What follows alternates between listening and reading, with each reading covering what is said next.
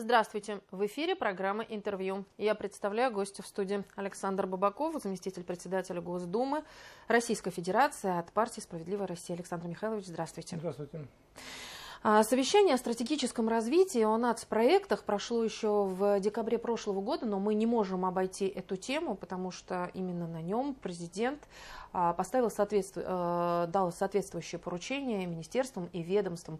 Вот как бы вы оценили, может быть, эти поставленные задачи в плане реализации? Ну, кстати, эти поручения были опубликованы уже в начале этого года, поэтому можно говорить о том, что 5 января это все-таки такой необычный день для российских граждан, которые привыкли отмечать Новый год достаточно долго. То есть это говорит о том, что руководство нашей страны оно на сегодняшний день не знает праздников, не знает каникул. Это правильно, потому что не то время, не те обстоятельства. И главное, я бы хотел сказать о содержании этих поручений, потому что они касаются нашей жизни. И вот характерно то, что говоря о 22-м, 23-м, 24-х годах, ну и в какой-то степени о 25-м годе, мы всегда подчеркиваем, что на Россию навалились и санкции, и сама обстановка, разрушающая мирохозяйственные связи, вообще международные отношения, не способствовала, скажем так, нормальному, поступательному, спокойному развитию, в том числе российской экономики. И несмотря на все вызовы, нам удалось выстоять.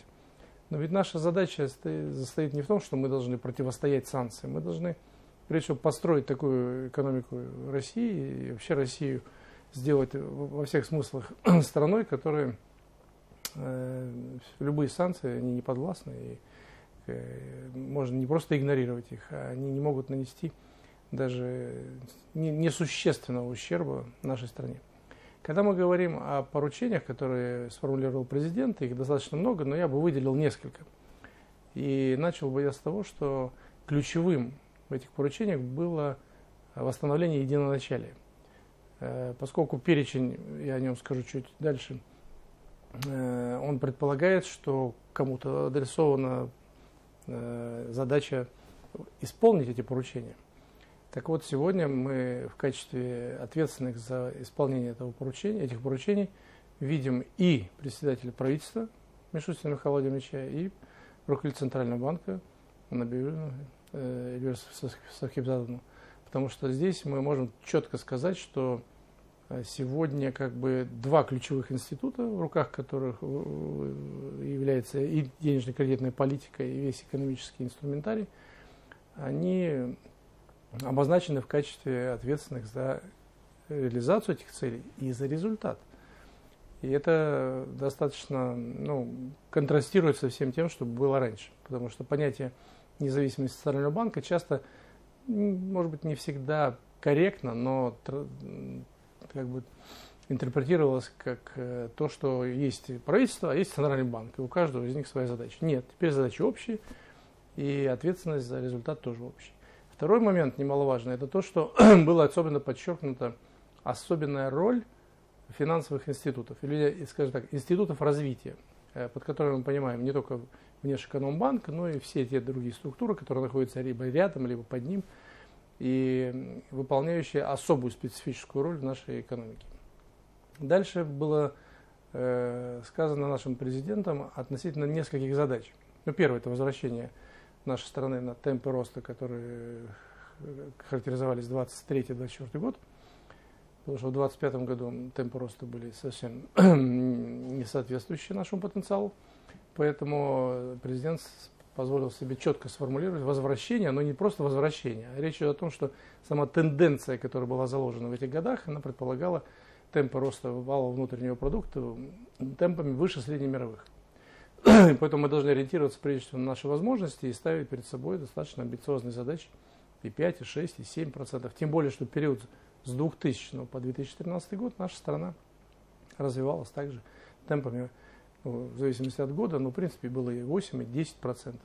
Поэтому можем себе это позволить. Второй аспект – это возвращение к инвестиционной составляющей, потому что это ключевой момент, потому что инвестиции в основной капитал, как частные, так и государственные, они на сегодняшний день по результатам 2025 года оцениваются близкими к нулю.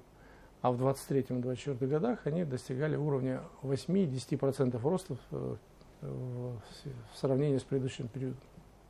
Ну и третья ключевая проблема – это решение структурных задач нашей экономики. И речь идет не только о переформатировании экспорта, но и переходе все-таки к более комплексной задаче решения вопроса импортозависимости, который предполагает, прежде всего, создание собственного реального сектора экономики.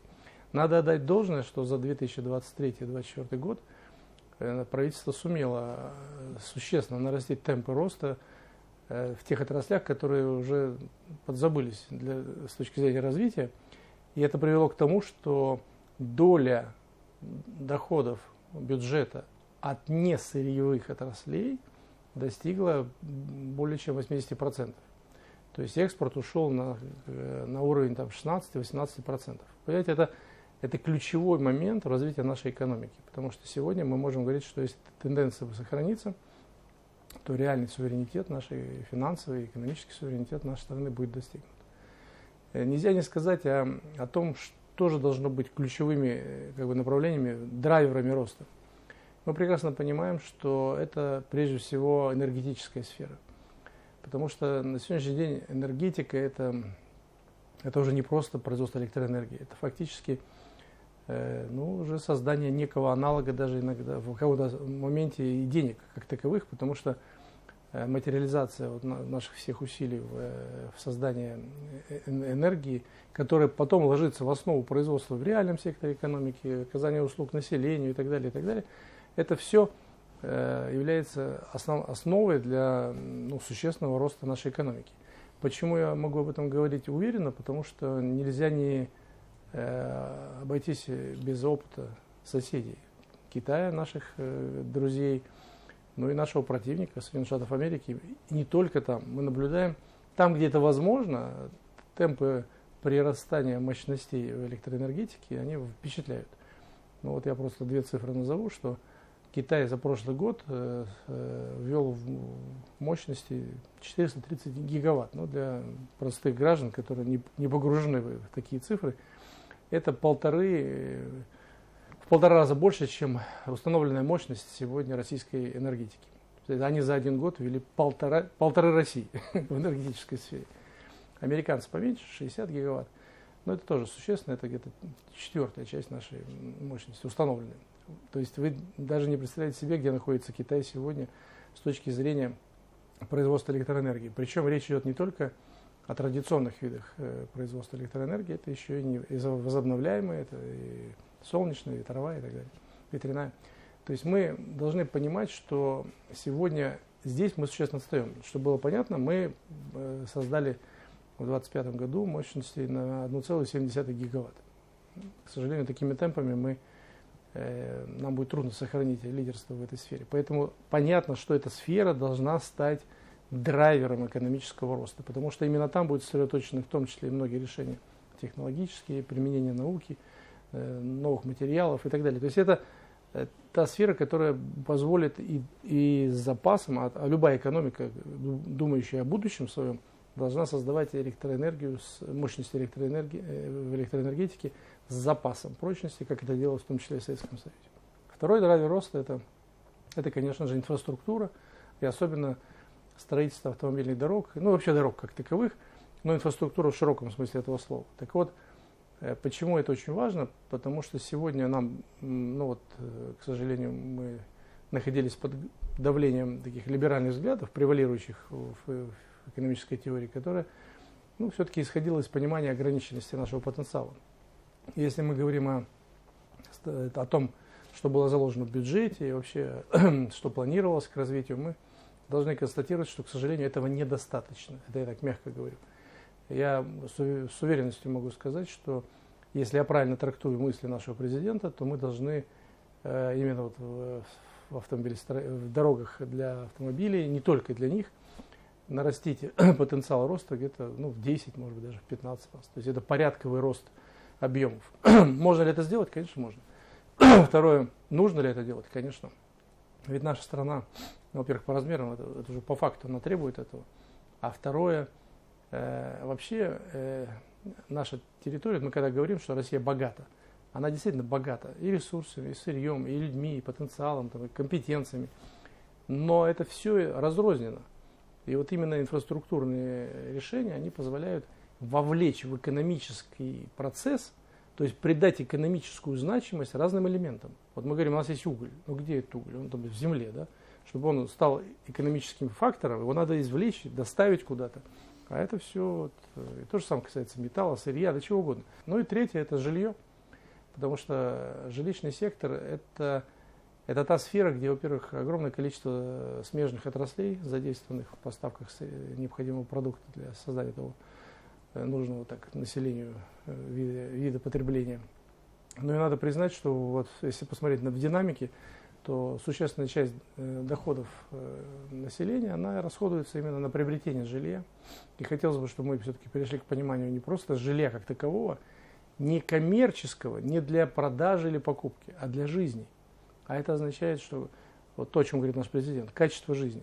Это и решение демографии прежде всего, это и пространственное развитие нашей страны, это и переход от агломерации, развития агломерации к развитию различных поселений, как следствие строительства либо индивидуальных домов, либо малоэтажного жилья. И это позволит совершенно по-другому оценить качество жизни России. Мы не должны смотреть на жилье как на некий элемент, который задействован в коммерческой жизни. Исключено. В том числе и у Китая, хороший пример, потому что они, кстати, используют опыт Советского Союза, это молодцы. Вот нам тоже не мешало бы поизучать, посмотреть, что было и у нас, и что есть у них сегодня. Все-таки надо разграничивать. Это не значит, что мы против коммерческого жилья, вот я в частности. Нет, оно должно быть. Но у государства должен быть ресурс, которым будет создавать некоммерческое жилье. И отсюда две задачи. Это прежде всего земельный банк, который позволит саккумулировать в руках государства землю и как следствие предоставлять застройщикам по выгодным для государства условиям. Ну и второе, это фонд массового некоммерческого жилья, который будет, он будет стимулировать ценовые параметры жилья, он будет сглаживать перекосы, потому что мы сегодня видим скачки, это скачки какие? Они связаны с дефицитом жилья. А мы должны сделать так, чтобы жилье было доступным, понятным и очень удобным, комфортным. Расшифровывая то, что президент поставил в качестве задачи, вот, по крайней мере, мои коллеги, эксперты, с которыми я работаю, мы видим, что все это позволяет даже сегодня совершить достаточно серьезное прорывное такое движение на горизонте 1-2 лет. Мы можем достаточно быстро вернуться к реальной ситуации и выйти на темпы роста, о которых говорит президент. Спасибо огромное, Александр Михайлович, что пришли сегодня к нам в студию, ответили на наши вопросы. Спасибо. Это была программа «Интервью». Спасибо, что были с нами.